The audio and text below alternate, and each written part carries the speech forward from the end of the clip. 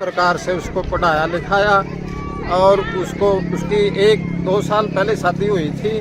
शायद बच्चा मतलब उसको गर्भ में है बहू का जी। अच्छी बात है। उस जैसा ही मालिक से प्रार्थना करते हैं कि उस बच्चे को जो है ना उसका एक वारिस दे। और माँ बाप ने भी उनकी बहुत कुछ कराया है। तो किस समय पार्थिव शरीर गांव में आएगा जी, कुछ जानकारी मिली है? हाँ जी, शरीर को किस टाइम लेके आ जाएगा जी? अब ये 8 बजे के करीब आ जाएगा ये। अच्छा जी। अब रिसीव करने के लिए गांव के गए हैं, काफी सारा गांव जा रहा है। यहाँ कहाँ से आ रहा है जी शरीर? ये हिसार साइड से आएगा। कलरवाणी पहुँचने वाला है, कलरवाणी से उसको रिसीव करेंगे। और हमने उस बच्चे पर बहुत गर्व है। बच्चा ऐसा होता है कि एक बच्चा ही गांव का किसी न किसी फील्ड में नाम रोशन कर देता है। उसने ये गांव का नाम रोशन किया है, पूरे देश का नाम रोशन किया, कितना गर्व है? हमें बहुत गर्व है उस बच्चे पर।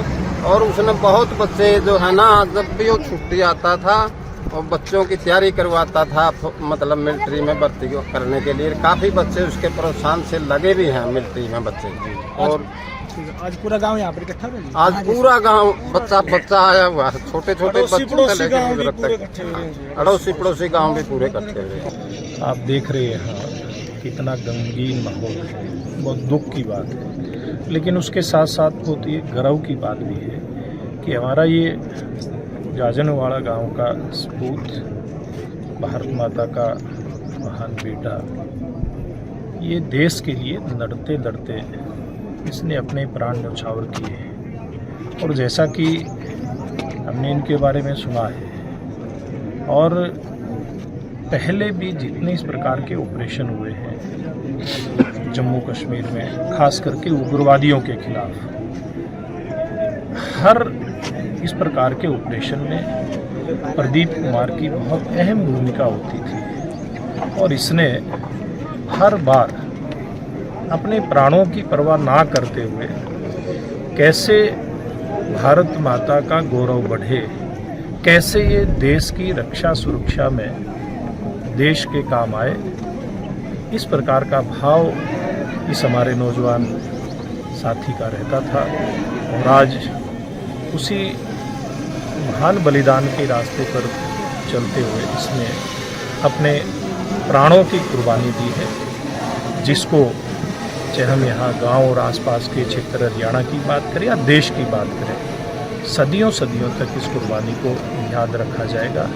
ऐसे जिंदा दिल नौजवान बहुत विरले पैदा होते हैं, बहुत कम पैदा होते हैं। मैं उनकी शहादत को सैल्यूट करता हूँ और प्रभु श्री के चरणों में प्रार्थना करता हूँ कि बहुत सारे उनके परिवारजन, माता पिता, उनको गर्व भी है और जाने का दुख भी है, तो दुख सहन करने की शक्ति होना। तो क्या सरकार की तरफ से कोई सही स्मारक या देखिए, सरकार की तरफ से जो भी नियमानुसार, चाहे वो पारिवारिक मदद होती है, वो सरकार की तरफ से जो भी घोषित है उसको पूरा किया जाएगा। और बाकी देखिए, वो सारे एक बार परिवार के साथ मिलकर के, यहाँ गांव की पंचायत है, जिस भी प्रकार का यहाँ का एक मत बनेगा सब लोगों का, शहीद सदियों सदियों तक कैसे याद रहे, वो हर काम यहाँ पर किया जाए।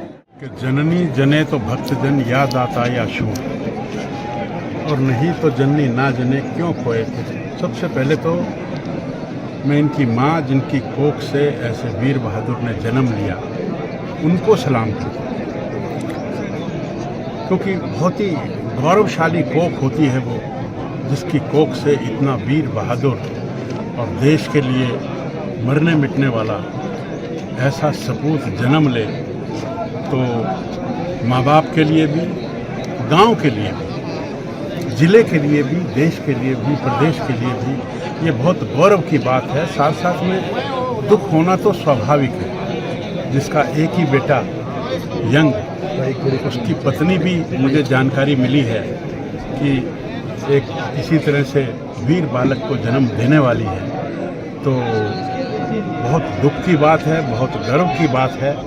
और जम्मू कश्मीर के कुलगांव जिला में मोदर गांव, जहां पर ये मुठभेड़ हुई और 6 आतंकियों को मारकर और अपने प्राण न्यौछावर किए। मेरे को जानकारी मिली है कि पहले भी कई दफ़े मुठभेड़ में इस भाई ने, प्रदीप ने, हमारे बेटे ने अनेक आतंकवादियों को मौत के घाट उतारा है। मैं समझता हूँ कि हरियाणा सरकार को भी पूरा गर्व है, और जो भी मेरी अभी माननीय मुख्यमंत्री जी से भी बात हुई है, माननीय मुख्यमंत्री जी ने ही मुझे अपनी रिप्रेजेंटेशन करने के लिए भेजा है, और उन्होंने कहा है कि जो भी एज पर नियम, चाहे वो राशि की बात हो, चाहे वो नौकरी की बात हो, चाहे वो कुछ और भी लाभ की बात हो, तो ये उसका हक है, और इस हक को कुछ ना कुछ बढ़ाकर ही दिया जाएगा। मैं ऐसी बात माननीय मुख्यमंत्री जी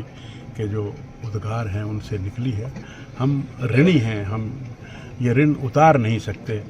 शब्दों में इनकी शहादत को मैं बखान नहीं कर सकता। मैं अपनी ओर से और हरियाणा सरकार की ओर से, माननीय मुख्यमंत्री जी की ओर से अपनी श्रद्धांजलि, अपनी आदरांजलि, बड़ी भावभीनी पुष्पांजलि मैं देता हूं, और माता पिता की छाती चौड़ी करने वाले इस पूत की शहादत पर मैं परमपिता परमात्मा से प्रार्थना करता हूं कि उनको बल दे, और आने वाली संतान भी बाप की तरह वीर हो, ऐसी मंगल कामना करते हुए मैं इनको श्रद्धांजलि देता हूं।